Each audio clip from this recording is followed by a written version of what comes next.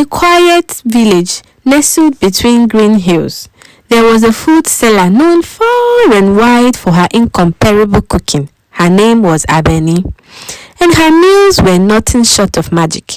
Men, women, and children would line up at her store, eager for just a taste of her delicacies. The aroma of her stew and soup filled the air. The people would say it was impossible to pass her store without feeling your stomach rumble with hunger. Abeni's food was the stuff of legend. Husbands began to quarrel their wife and comparing their meals with that of their wife, insisting that no food at home could ever be compared to Abeni's food.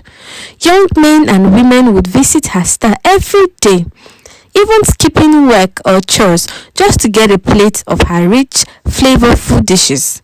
There were even some who refused to eat anything else if it wasn't made by Abeni. They would wait sometime from dawn until dusk just to have a taste of her cooking.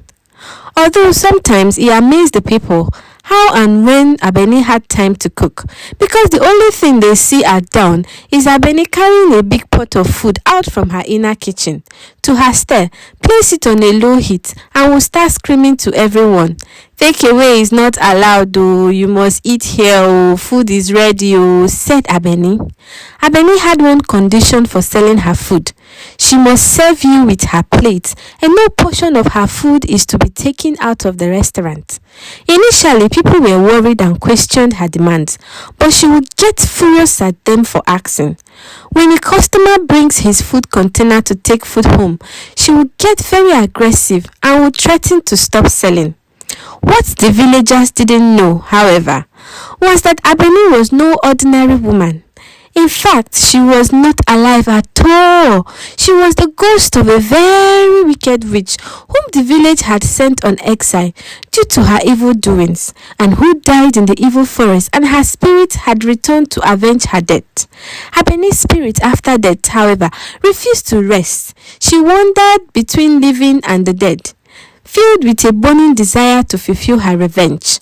One day, she made a pact with the spirit of death. She begged for the chance to return to the world of the living, to the village that had condemned her. The spirit of death, intrigued by her passion for revenge, agreed to her request and handed her a big pot of food with the instruction that the pot will provide her with every food she needs to sell on the condition that no one would see the pot, and that every food that comes out of the pot will be eaten in the store and not to be taken home, because by nightfall the food will spoil and get rotten, and then whoever sees it will realize that Abeni's intention was not genuine. Abeni returned to earth with a magic pot, a pot that will produce whatever meal she wished to serve to the people, and not to be seen by anyone. Abeni's master plan was to enslave everyone who eats of her food. So the next day, Abeni appeared in the village, her store overflowing with food from the pot. Her cooking was so divine, so extraordinary, that no one questioned where she had come from. To them, she was simply Abeni, the best food seller in the land. As men and women became consumed by desire for Abeni's delicious, mysterious meal, there was increased misfortune in the land. Husbands would beat up their wives for not cooking like Abeni. Others would send their wives back to their father's house for not cooking like Abeni. Some who didn't even have money to afford Abeni's food would go stealing just to afford the food. One day, a young stranger named Nana appeared into the village. After settling, he was told about the best cook in the village, and he wanted to try it out. On arrival, Nana came with a flask of food, so he could buy extra food for the next day. Abeni, upon seeing the flask, screamed out loud, "How dare you? Don't you see flags are not allowed? Either you eat here with my plate or you leave," said Abeni. The stranger, who had never heard such condition for a meal before, became curious and suspicious. He left. Nana consulted a diviner from his hometown, who explained Abeni's intention, and that the only one yet to taste Abeni's meal was the king. And once the king tasted of the meal, then Abeni's true nature would surface, and she would rule the land into destruction. And the diviner instructed, if you are able to convince the king, he said, then you can free his people. Nana returned home, and he tried warning his friends at the market square, but they simply laughed at him. You are hungry, my friend. If you need food to eat, tell Abeni to give you something to eat. So one day, Nana decided to uncover this secret by himself. Secret hidden in the kitchen with only one door, accessed by Abeni. He waited behind the tree until every customer had gone and the restaurant was empty and the sky was dark. He ran behind the kitchen and hid behind the curtain. Immediately, Abeni walked into the kitchen. She opened the native massive pot in the middle of the inner room, and she demanded for a pot full of rice and meat. Immediately before Nana's eyes, the food appeared. But Abeni, feeling a sense of unsettlement, went out to observe the environment. With this, Nana took out a plate and dished from the pot and returned home. The next day, Nana woke up to his greatest surprise.